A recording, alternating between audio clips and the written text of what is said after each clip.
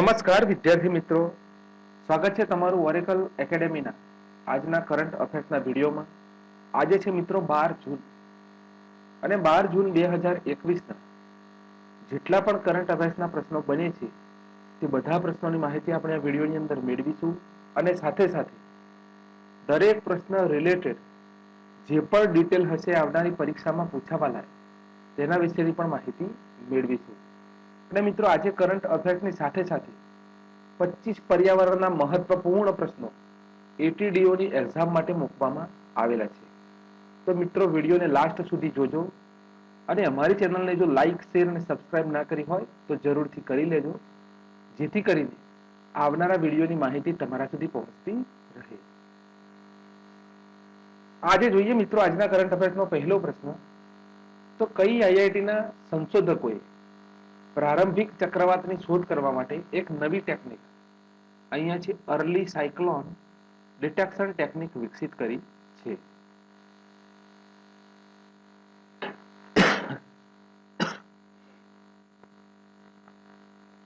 તો મિત્રો અહીંયા આપણો જવાબ આવશે આઈઆઈટી ખડગપુર. આઈઆઈટી ખડગપુર દ્વારા ચક્રવાતની શોધ કરવા માટે એક નવી technique early cyclone detection technique વિકસિત કરવામાં આવી છે. અને ચક્રવાતનો મતલબ છે કે એક મોટા ગોળ રાઉન્ડમાં ફરતી હવા, અને તેનો બીજો અર્થ થાય છે કે એક પ્રકારની તે ગોળ ફરતી હવાઓનો સ્તંભ પણ કહેવામાં આવે છે. અહીંયા મિત્રો ઇમેજમાં જુઓ તો અહીંયા આઈઆઈટી ખડગપુરના જે સંશોધકકર્તાઓ છે તેમણે અહીંયા પ્રારંભિક ચક્રવાતની નવી ટેકનિકની શોધ કરી છે.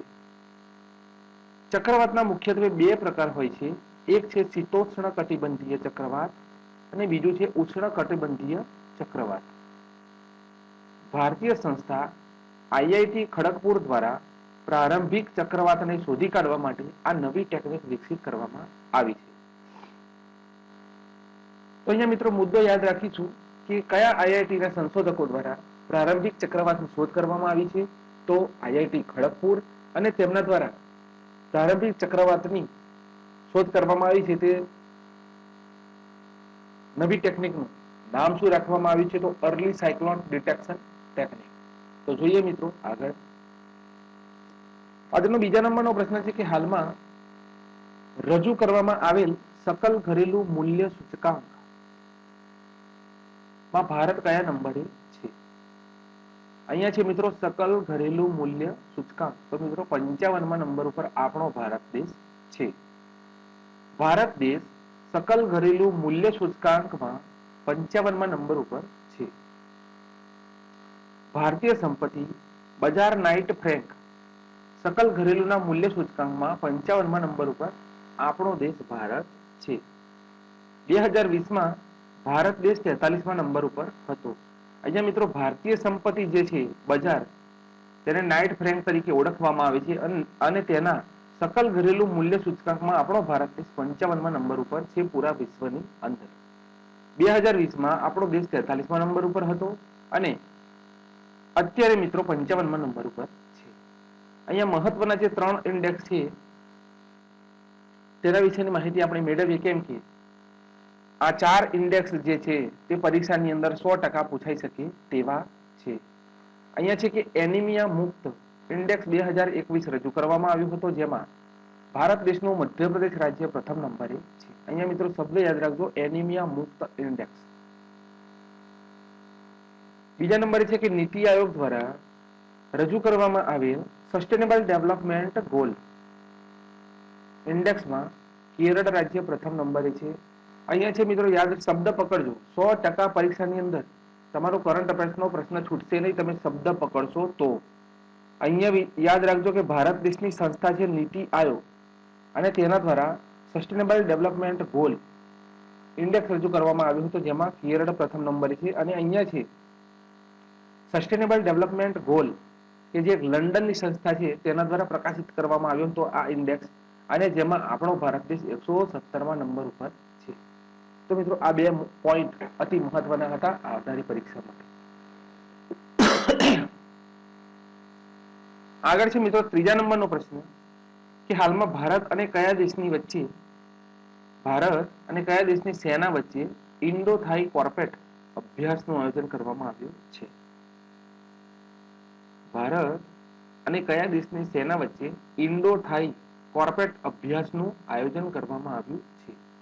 તો અહીંયા આપણો જવાબ આવશે થાઈલેન્ડ.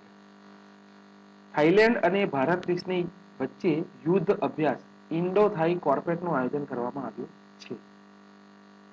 અહીંયા મિત્રો પરીક્ષાની અંદર પૂછાય કે ઇન્ડો થાઈ કોર્પેટ યુદ્ધ અભ્યાસનું જે આયોજન થયું હતું તેની અંદર ભારત દેશના કયા યુદ્ધ જહાજે ભાગ લીધો હતો? તો અહીંયા મિત્રો યાદ રાખજો, INS સરયુ.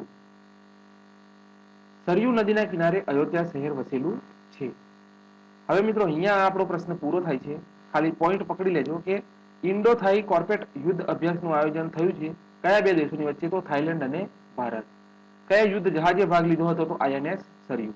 હવે અહીંયા મિત્રો જુઓ મેઇન પોઈન્ટ કે હાલમાં અમેરિકા અને સાઉદી અરબ વચ્ચે ફાલ્કન ક્લોઝ 4 નામનું યુદ્ધ અભ્યાસનું આયોજન પણ થઈ રહ્યું છે.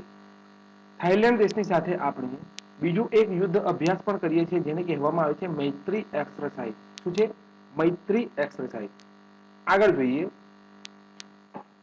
તો અહીંયા મિત્રો મહત્વના 2021 ની અંદર થયેલા યુદ્ધ અભ્યાસ છે. 2021માં ભારત અને અમેરિકા દેશની વચ્ચે વજ્ર પ્રહાર યુદ્ધ અભ્યાસનું આયોજન થયું હતું. ભારત અને અમેરિકા દેશની વચ્ચે કયા યુદ્ધ અભ્યાસનું આયોજન થાય છે? તો વજ્ર પ્રહાર. કઈ જગ્યાએ કરવામાં આવ્યું હતું? તો હિમાચલ પ્રદેશમાં. ભારત અને ઉઝબેકિસ્તાનની વચ્ચે ડસ્ટ લીક યુદ્ધ અભ્યાસનું આયોજન થયું હતું. ભારત અને કિર્ગિસ્તાનની વચ્ચે ખંજર યુદ્ધ અભ્યાસનું આયોજન થયું હતું. ભારત અને ફ્રાન્સ દેશની વચ્ચે અરબ સાગરમાં વરુણ એક્સરસાઇઝ ભારત દેશે કવાયત કરી હતી. ફ્રાન્સ દેશની સાથે એક્સ ડેઝર્ટ નાઇટ જોધપુરની અંદર ભારત દેશે યુદ્ધ અભ્યાસ કર્યો હતો. અહીંયા ખાલી યાદ રાખવાનું છે ભારત અને કિર્ગિસ્તાન તો ખંજર યુદ્ધ અભ્યાસ, ભારત અને ફ્રાન્સ તો એક છે મિત્રો વરુણ એક્સરસાઇઝ, ફ્રાન્સ અને ભારત તો એક્સ ડેઝર્ટ નાઇટ જોધપુરની અંદર. અહીંયા છે માલાબાર. તો મિત્રો માલાબાર યુદ્ધ અભ્યાસમાં 4 દેશો સંયુક્ત રીતે જોડાય છે, ભારત, જાપાન, ઓસ્ટ્રેલિયા અને અમેરિકા. સૂર્યકિરણ યુદ્ધ અભ્યાસ તો આપણે નેપાળની સાથે કરીએ છીએ અને અજય વોરિયર તો ભારત અને યુકેની વચ્ચે આપણે અજય વોરિયર નામનું યુદ્ધ અભ્યાસ કરીએ છીએ. આગળ જુઓ મિત્રો તો ચોથા નંબરનો પ્રશ્ન છે કે હાલમાં ફોર્બ્સ દ્વારા જારી કરવામાં આવેલ ભારતીય શ્રેણીની વિશ્વ સર્વશ્રેષ્ઠ બેંકોમાં 2021ના વર્ષમાં કોણ પ્રથમ નંબરે છે? અહીંયા ફોર્બ્સ દ્વારા એક રિપોર્ટ રજૂ કરવામાં આવ્યો છે જેમાં ભારતીય શ્રેણીની વિશ્વશ્રેષ્ઠ બેંકોમાં 2021ના વર્ષમાં કોણ પ્રથમ નંબરે છે? તો મિત્રો અહીંયા આપણો જવાબ આવશે DBS બેંક. અહીંયા જોઈ શકો છો તમે કે વર્લ્ડ બેસ્ટ રેન્કિંગ ફોર્બ્સ 2021 દ્વારા રજૂ કરવામાં આવી છે. તો જેની અંદર ભારત દેશમાં DBS બેંક પ્રથમ નંબરે છે અને બીજા નંબર ઉપર છે CBS બેંક. તો મિત્રો CBS બેંક કઈ જગ્યાએ આવેલી છે? તો કેરળ રાજ્યમાં. અને ત્રીજા નંબર ઉપર છે ICICI બેંક. આગળ જુઓ તો મિત્રો 5મા નંબરનો પ્રશ્ન છે કે હાલમાં કયા રાજ્યની સરકાર દ્વારા મુખ્યમંત્રી કિસાન મિત્ર ઉર્જા યોજનાને મંજૂરી આપવામાં આવી છે? તો અહીંયા ઇમેજની અંદર જોઈ શકો છો મિત્રો કે મુખ્યમંત્રી કિસાન મિત્ર ઉર્જા યોજના શરૂ કરવામાં આવી છે. હવે આગળ તેની ડિટેલ જોઈએ મિત્રો તો રાજસ્થાન રાજ્યની સરકાર દ્વારા મુખ્યમંત્રી કિસાન મિત્ર ઉર્જા યોજના શરૂ કરવામાં આવી છે. આ યોજના અંતર્ગત તમારું બિલ 1000 રૂપિયાથી ઓછું હશે તો શેષ રાશિ તમારા એકાઉન્ટમાં જમા કરી દેવામાં આવશે. અહીંયા મિત્રો તમને સમજાવું, ભાવાર્થ આખો. તો અહીંયા ઉપર જુઓ, અહીંયા 1000 રૂપિયા નક્કી કરવામાં આવ્યા છે, બરોબર? તો તમારું બિલ જો 700 રૂપિયા આવે છે, કેટલું? 700 રૂપિયા. તો ઉપર જે બચત રાશિ છે 300 રૂપિયા તમે બચાવ્યા છે, બરોબર? તો આ 300 રૂપિયા તમારા ખાતાની અંદર જમા કરવામાં આવશે. એટલે કે સંપૂર્ણ વીજળીનો બચત. આ સ્કીમ દ્વારા સંપૂર્ણ વીજળીની બચત થશે. અહીંયા છે મિત્રો, અહીંયા મેં આ ઉદાહરણ આપ્યું છે, બરોબર? આ યોજના અંતર્ગત તમારું બિલ 1000 રૂપિયાથી ઓછું હશે તો શેષ રાશિ તમારા એકાઉન્ટમાં જમા કરી દેવામાં આવશે. એટલે કે 1000 થી ઓછું બિલ 700 હોઈ શકે, 500 હોઈ શકે, 400 હોઈ શકે અને 300 હોઈ શકે. જો 600 રૂપિયા બિલ તમારું હોય તો તમારા 400 રૂપિયા જે રહ્યા એ તમારા એકાઉન્ટમાં જમા થશે અને તમે 500 રૂપિયા બિલ જો તમારું લાવો છો ઘરનું, તો 500 રૂપિયા સરકાર તમારા એકાઉન્ટની અંદર જમા કરશે. તો છે ને સ્કીમ જોરદાર. તો આ યોજના શરૂ કરવાનું કારણ વીજળીનો બચાવ છે. તો યાદ રાખજો મિત્રો કે હાલમાં કયા રાજ્યની સરકાર દ્વારા મુખ્યમંત્રી કિસાન મિત્ર યોજના શરૂ કરવામાં આવી છે? તો આપણો જવાબ આવશે રાજસ્થાન રાજ્ય. ભારત દેશમાં પ્રથમ કૃષિ આધારિત સોલર પાવર પ્લાન્ટ કયા રાજ્યની અંદર આવેલો છે? તો રાજસ્થાન રાજ્યમાં. અને કઈ યોજના દ્વારા તેને શરૂ કરવામાં આવ્યો હતો તેવું પૂછવામાં આવે તો કુસુમ યોજના. કઈ યોજના? કુસુમ યોજના દ્વારા શરૂ કરવામાં આવ્યો હતો. ભારત દેશનું પહેલું ચિરંજીવી યોજના અંતર્ગત મફત સ્વાસ્થ્ય વીમો પ્રદાન કરનાર રાજ્ય કોણ છે? તો રાજસ્થાન. ઘર ઘર ઔષધિ યોજના રાજસ્થાન રાજ્ય દ્વારા શરૂ કરવામાં આવેલી છે. રાજસ્થાન રાજ્યના મુખ્યમંત્રી અશોક ગેહલોત દ્વારા જે બાળકોના ઘરની પરિસ્થિતિ સારી નથી તેવા બાળકોને સરકારી નોકરીની તૈયારી કરવા માટે મફત કોચિંગ સેવા આપવાની પણ યોજના શરૂ કરવામાં આવી છે. રાજસ્થાન રાજ્યમાં વસુંધરા રસોઈ યોજના પણ શરૂ થયેલી છે. તો મિત્રો આ હતી આ પ્રશ્નની માહિતી. અહીંયા પોઈન્ટ યાદ રાખવાના છે. આ પણ પોઈન્ટ પરીક્ષામાં પૂછાઈ શકે છે, આ પણ પોઈન્ટ પરીક્ષામાં પૂછાઈ શકે છે, અને આ લાસ્ટ નંબરનો જે પોઈન્ટ છે તે પણ પરીક્ષામાં પૂછાઈ શકે છે. 6 નંબરનો પ્રશ્ન જુઓ. મોસ્ટ આઈએમપી આવનારી પરીક્ષાઓ માટે હાલમાં કયા દેશની કંપની હેન્સિયને કોરોનામાં દેખભાળ કરવા માટે ગ્રેસ નામનો રોબોટ તૈયાર કર્યો છે? હેન્સિયન નામની કંપની છે તે કયા દેશની છે અને જેના દ્વારા કોરોના વાયરસના દર્દીઓની દેખભાળ કરવા માટે ગ્રેસ નામનો રોબોટ તૈયાર કરવામાં આવ્યો છે? ઇમેજની અંદર જુઓ મિત્રો, આ છે રોબોટ. તો અહીંયા જવાબ આવશે મિત્રો હોંગકોંગ. હોંગકોંગ દેશની હેન્સિયન કંપની દ્વારા એક રોબોટ તૈયાર કરવામાં આવ્યો છે, જે રોબોટ શરીરનું તાપમાન પણ આપશે અને ઇંગ્લિશ અને ચીની ભાષામાં વાત પણ કરશે. અહીંયા મિત્રો આ પ્રશ્ન આપણો પૂરો થાય છે કે હાલમાં કયા દેશની કંપની હેન્સેને કોરોના વાયરસમાં દેખભાળ કરવા માટે ગ્રેસ નામનો રોબોટ વિકસિત કર્યો? તો હોંગકોંગ દેશની કંપની છે. આ રોબોટ શરીરનું તાપમાન માપશે અને ઇંગ્લિશ અને ચીની ભાષામાં વાતો પણ કરશે. અહીંયા મિત્રો મોસ્ટ આઈએમપી પ્રશ્ન છે કે હોંગકોંગ દેશમાં ચીન દેશનો વિરોધ કરવા માટે 2014માં અમ્બ્રેલા રિવોલ્યુશન થયું હતું, જેમાં દરેક માણસ છત્રી લઈને માર્કેટમાં આવી ગયા હતા. અહીંયા તમે જુઓ છો મિત્રો, હજારોની સંખ્યામાં ચીન દેશનો વિરોધ કરવા માટે બધા લોકો છત્રી લઈને માર્કેટની અંદર આવી ગયા હતા, અને જેને કહેવામાં આવે છે અમ્બ્રેલા રિવોલ્યુશન. આગળ જોઈએ. 7મા નંબરનો પ્રશ્ન છે કે પીએમ ઈ વિદ્યા કાર્યક્રમનો સંબંધ નીચેનામાંથી કોની સાથે છે? તો મિત્રો તેનો સંબંધ છે દિવ્યાંગ સાથે. શા માટે ચર્ચામાં છે? તો આ સ્કીમ અને આ યોજના 2020માં 17 મે 2020માં શરૂ કરવામાં આવી હતી.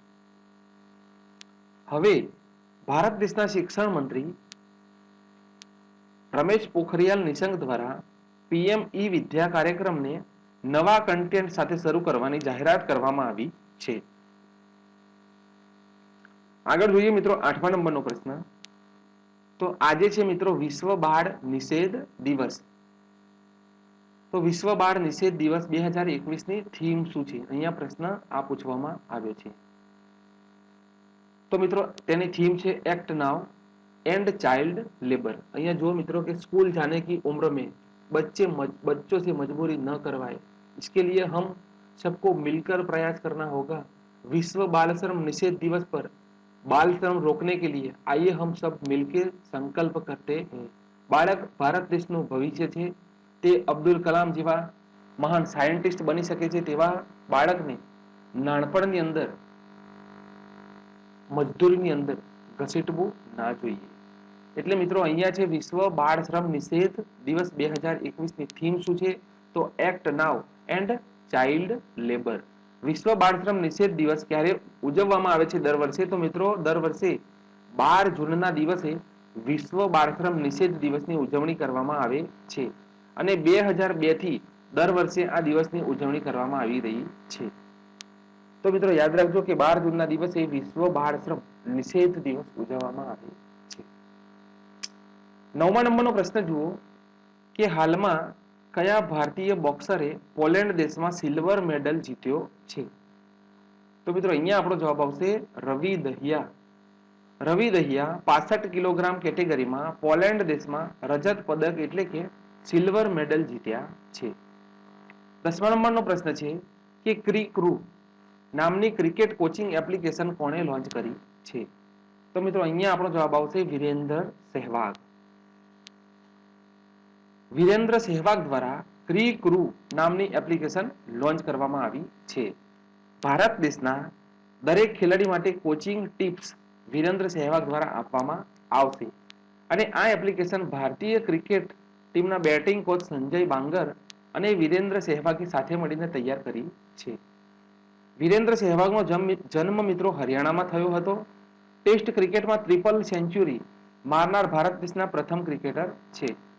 વિશ્વનો ટોપ ક્લાસ ક્રિકેટર એટલે કે જોન્ટી રોડ્સ, હરભજન સિંહ, બ્રાયન લારા, બ્રેટ લી, ડી વિલિયર્સ જેવા ખેલાડીઓ પણ આ એપ્લિકેશન ઉપર પોતાનો અનુભવ શેર કરશે, જેથી કરીને યુવા પેઢી ક્રિકેટ તરફ આકર્ષિત થાય અને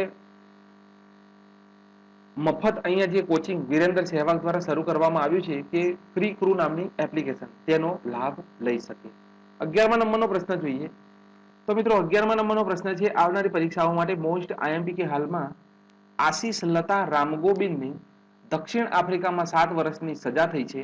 નીચેનામાંથી તેઓ કોના પરપોત્રી હતા? અહીંયા છે જવાહરલાલ નહેરુ, ભીમરાવ આંબેડકર, મહાત્મા ગાંધી. મિત્રો અહીંયા સરદાર વલ્લભભાઈ પટેલ નીચે આવશે, થોડી ટાઈપિંગ મિસ્ટેક છે. સરદાર વલ્લભભાઈ પટેલ. તો મિત્રો તેઓ પરપોત્રી છે મહાત્મા ગાંધીજીના. મહાત્મા ગાંધીજીના પરપોત્રી આશીષ લતા રામગોબિંદને દક્ષિણ આફ્રિકામાં 7 વર્ષની સજા થઈ છે. શા માટે? તો આશીષ લતા રામગોબિંદને દક્ષિણ આફ્રિકામાં ડર્બનની કોર્ટમાં 3.23 કરોડની રૂપિયાની ઠગાઈ માટે આ 7 વર્ષની સજા કરવામાં આવી છે. અહીંયા મિત્રો ઇમેજની અંદર જોઈ શકો છો કે આશીષ લતા રામગોબિંદની જે મધર છે ઈલા, તો તેમને દક્ષિણ આફ્રિકાની અંદર અને ભારત દેશમાં મહત્વના એવોર્ડ પણ મળેલા છે. તો અહીંયા મિત્રો આવનારી પરીક્ષાઓ માટે પ્રશ્ન અતિ મહત્વપૂર્ણ છે કે આશીષ લતા રામગોબિંદને દક્ષિણ આફ્રિકામાં 7 વર્ષની સજા થઈ છે. નીચેનામાંથી તેઓ કોના પરપોત્રી છે? તો મિત્રો મહાત્મા ગાંધીજીના પરપોત્રી છે. 12મા નંબરનો પ્રશ્ન જુઓ કે કયા દેશમાં દુનિયાનું સૌથી મોટું ગ્રીન રેલવે નેટવર્ક બનવાનું કામ શરૂ થઈ ગયું છે? તો મિત્રો ગ્રીન રેલવે બનવાનું કામ ભારત દેશમાં શરૂ થઈ ગયું છે. ભારત દેશમાં દુનિયાનું સૌથી મોટું ગ્રીન રેલવે નેટવર્ક બનવાનું કામ શરૂ થઈ ગયું છે.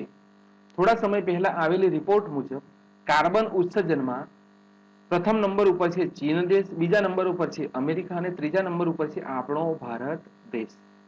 તો ભારત દેશ આ કાર્બન ઉત્સર્જનને ઓછું કરવા માટેનો સંપૂર્ણ પ્રયાસ કરી રહ્યો છે અને મિત્રો 2030 સુધી આપણા ભારત દેશે 0 કાર્બન ઉત્સર્જનનો લક્ષ્ય રાખ્યો છે અને તે દિશામાં આગળ વધી રહ્યો છે. ભારત દેશના દિલ્હી કેન્દ્ર શાસિત પ્રદેશમાં જો તમે ઇલેક્ટ્રિક વાહન ખરીદો છો તો તમે ટેક્સ ફ્રી છો. આવી યોજનાઓ શરૂ કરીને પણ ભારત દેશની અંદર પોલ્યુશન ઓછું કરવું જોઈએ અને દિલ્હી તો અત્યારે મોસ્ટ વોન્ટેડ છે પોલ્યુશનમાં.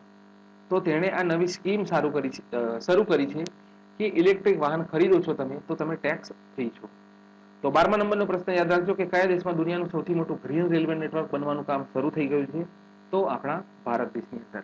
મિત્રો અહીંયા રેલવેની વાત થઈ રહી છે તો રેલવેના અતિ મહત્વપૂર્ણ પ્રશ્નો જીપીએસસી 100% પૂછી શકે છે. અહીંયા જુઓ કે મિત્રો આખાનો ઉદ્દેશ્ય શું છે? તો ક્લાઇમેટ ચેન્જને સરળતાથી પહોંચી વળવાનો ઉદ્દેશ્ય છે. હવે મિત્રો અહીંયા જુઓ કે ભારત દેશની પ્રથમ ઓક્સિજન ટ્રેન મુંબઈથી વિશાખાપટ્ટનમની વચ્ચે ચલાવવામાં આવી હતી. અહીંયા મિત્રો નોટ્સ કરી લેજો, ઓક્સિજન ટ્રેન.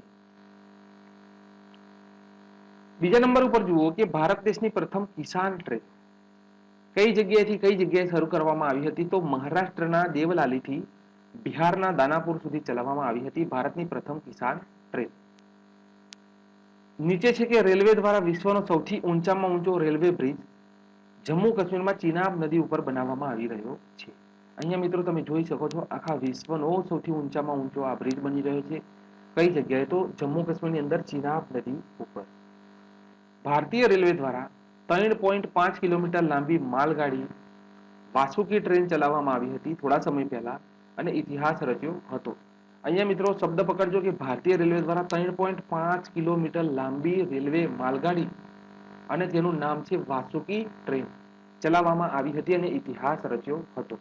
3.5 કિલોમીટર લાંબી હતી તેવી ગાડી વિશ્વની અંદર બીજી કોઈ છે નહીં, માટે અહીંયા ઇતિહાસ રચી દીધો હતો. આગળ જુઓ મિત્રો, 13મા નંબરનો આજના કરંટ અફેર્સનો છેલ્લો પ્રશ્ન કે કયા દેશની મહિલાએ એક જ ડિલિવરીમાં 10 બાળકોને જન્મ આપીને વિશ્વ રેકોર્ડ કરી પોતાનું નામ ગિનીઝ વર્લ્ડ ઓફ બુકમાં નોંધાવ્યું છે. અહીંયા મિત્રો ઇમેજમાં જોઈ શકો છો, એક જ ડિલિવરીમાં 10 બાળકોને જન્મ આપ્યો છે. તો મિત્રો દક્ષિણ આફ્રિકા દેશમાં થમારા સિટહોલ નામની 37 વર્ષીય મહિલાએ એક જ ડિલિવરીમાં 10 બાળકોને જન્મ આપીને વિશ્વ રેકોર્ડ સ્થાપિત કર્યો છે. ગયા મહિને મોરોક્કો દેશની મહિલાએ 9 બાળકોને જન્મ આપીને ગિનીઝ વર્લ્ડ ઓફ બુકમાં નામ નોંધાવ્યું હતું અને આ રેકોર્ડ એક જ મહિનામાં તૂટી ગયો. તો થમારા સિટહોલ નામની 37 વર્ષની મહિલાએ 7 છોકરાઓ અને 3 છોકરીઓને જન્મ આપ્યો છે. તો મિત્રો આગળ જોઈએ તો અહીંયા જુઓ 14મા નંબરનો પ્રશ્ન છે કે સૌરાષ્ટ્ર યુનિવર્સિટીના મેઘાણી લોક સાહિત્ય કેન્દ્ર દ્વારા કોને હેમુ ગઢવી એવોર્ડથી સન્માનિત કરવામાં આવશે? પરીક્ષાની અંદર મિત્રો આ રીતના ઓપ્શન હશે, તો હંમેશા ઓપ્શન વાળું કરંટ અફેર્સ પસંદ કરો. જે કરંટ અફેર્સમાં ડિટેલ ગમે તેટલી મૂકેલી હોય પણ તેની અંદર ઓપ્શન નથી તો તે કરંટ અફેર્સ કશા કામનું નથી. તો સૌરાષ્ટ્ર યુનિવર્સિટીના મેઘાણી લોક સાહિત્ય કેન્દ્ર દ્વારા કોને હેમુ ગઢવી એવોર્ડથી સન્માનિત કરવામાં આવશે? તો નરોત્તમ પલાણ અને કાશીબેન ગોહિલ.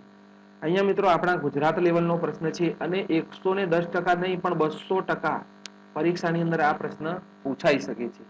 તો નોટ્સ કરી લેજો કે સૌરાષ્ટ્ર યુનિવર્સિટીના મેઘાણી લોક સાહિત્ય કેન્દ્ર દ્વારા હેમુ ગઢવી એવોર્ડ નરોત્તમ પલાણ અને કાશીબેન ગોહિલને આપવામાં આવશે.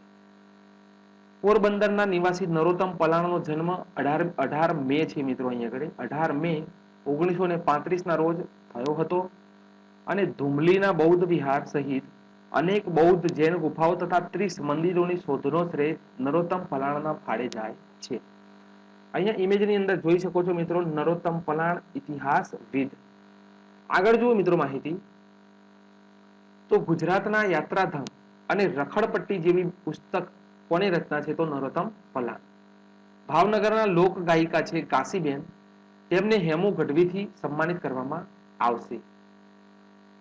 મિત્રો તેમને ભાવેણા ભૂષણ અને મહા સરસ્વતી સાધક જેવા પુરસ્કારોથી સન્માનિત કરવામાં આવી ચૂકેલ છે. કોને? તો કાશીબેન ગોહિલને. વર્ષ 2000માં ગૌરવ પુરસ્કાર મોરારી બાપુના હસ્તે એનાયત કરવામાં આવ્યો હતો અને તેમની પસંદગી દુલાભાયા કાગ એવોર્ડ માટે પણ થયેલી છે. ઝવેરચંદ મેઘાણીની 150મી જન્મ જયંતિને અનુલક્ષીને મેઘાણી મહોત્સવ યોજાશે. 7 દિવસના ઓનલાઈન મહોત્સવમાં ઝવેરચંદ મેઘાણીનું તૈલચિત્ર યુનિવર્સિટીમાં મુકાશે. તેમજ લોક સાહિત્ય કેન્દ્રની ટીમ ઝવેરચંદ મેઘાણીનું જન્મ સ્થળ છે ચોટીલા, તે જગ્યા ઉપર મુલાકાત પણ લેશે. તો મિત્રો અહીંયા યાદ રાખજો કે સૌરાષ્ટ્ર યુનિવર્સિટીના મેઘાણી લોક સાહિત્ય કેન્દ્ર દ્વારા કોને હેમુ ગઢવી એવોર્ડથી સન્માનિત કરવામાં આવશે? તો નરોત્તમ પલાણ અને કાશીબેન ગોહિલ. હવે મિત્રો જોઈએ તો હવે છે જે એટીડીઓની પરીક્ષા લેવાની છે તો તેની અંદર પર્યાવરણના ગઈકાલે મિત્રો 20 પ્રશ્નો મૂકવામાં આવ્યા હતા અને આજે 25 પ્રશ્નો મૂકવામાં આવ્યા છે. તો 2 દિવસની અંદર 45 પ્રશ્નો તમારા કવર થયા.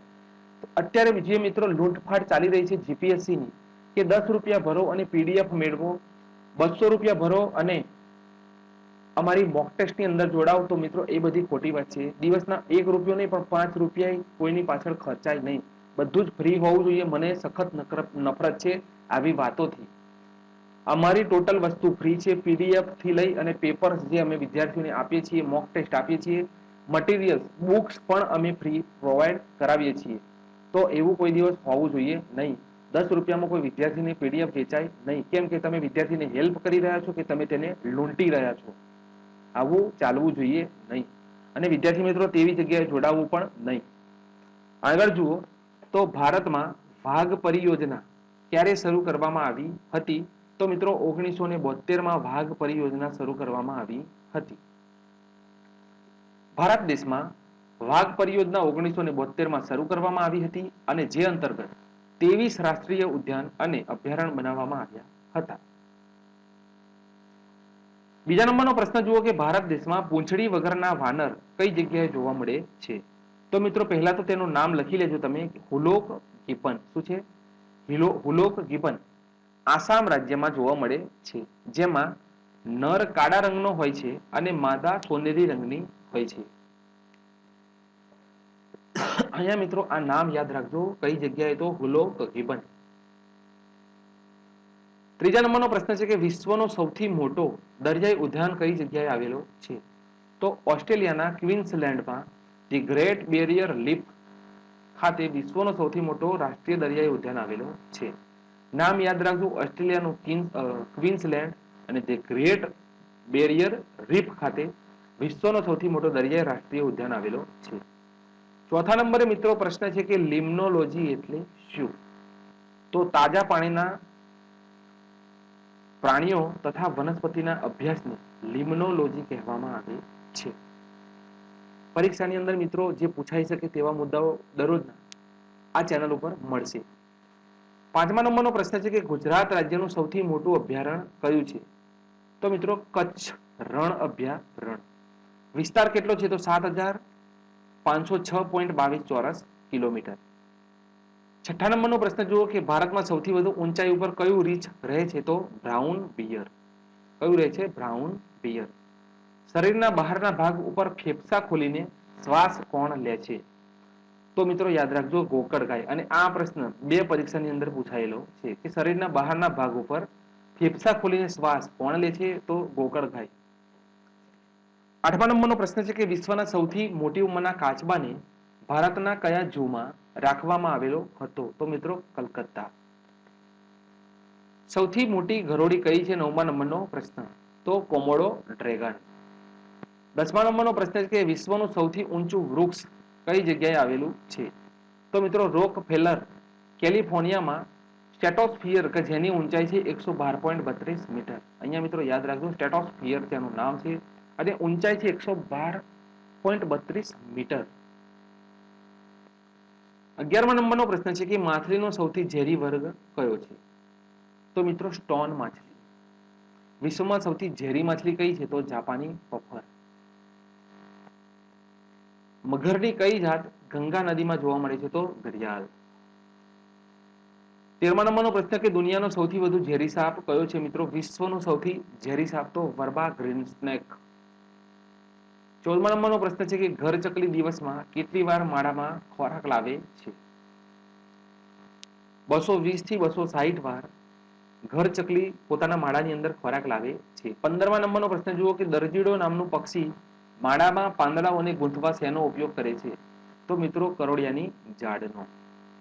કયું પક્ષી તેની ચાંચ ઊંધી કરીને ખાય છે? તો મિત્રો ફ્લેમિંગો સુરખાબ. 17મા નંબરનો પ્રશ્ન જુઓ કે તરવામાં સૌથી ઝડપી પક્ષી કયું છે?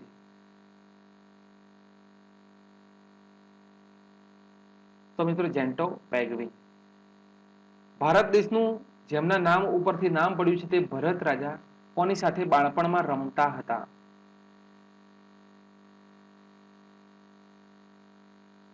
સિંહ સાથે રમતા હતા. નદીના ઘોડા તરીકે કયા પ્રાણીને ઓળખવામાં આવે છે? તો હિપોપોટેમસ. કયું પ્રાણી વર્ષ દરમિયાન સૌથી વધુ બચ્ચા પેદા કરે છે? તો સસલું. 21મો પ્રશ્ન છે કે કૂતરા સિવાય બીજા કયા પ્રાણી કરડવાથી હડકવા થઈ શકે છે? તો મિત્રો વરુ કરડે તો, શિયાળ કરડે તો અને ચામાચીડિયું.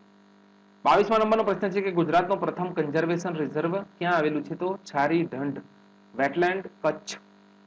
23મા નંબરનો પ્રશ્ન છે કે જાયન્ટ પાંડા શું ખાય છે? તો વાંસ ખાય છે. 24મા નંબરનો પ્રશ્ન છે કે પક્ષી જગત, અહીંયા મિત્રો આ નોટ્સ કરી લેજો, પક્ષી જગત નામનું પુસ્તક કોણે લખેલું છે? તો પ્રદ્યુમન કંચનરાય દેસાઈ. 25મા નંબરનો પ્રશ્ન છે કે યાક ભારત દેશમાં કઈ જગ્યાએ જોવા મળે છે? તો લદ્દાખ. તો મિત્રો આ હતી આજના કરંટ અફેર્સ અને 25 જેટલા મહત્વપૂર્ણ એટીડીઓની એક્ઝામમાં પૂછાઈ શકે તેવા પ્રશ્નોની માહિતી. તો જો આ વિડીયો અને માહિતી યોગ્ય લાગી હોય ને મિત્રો તો ચેનલને લાઈક અને શેર જરૂરથી કરજો. મળીશું મિત્રો નેક્સ્ટ લેક્ચરની અંદર. જય હિન્દ, જય ભારત.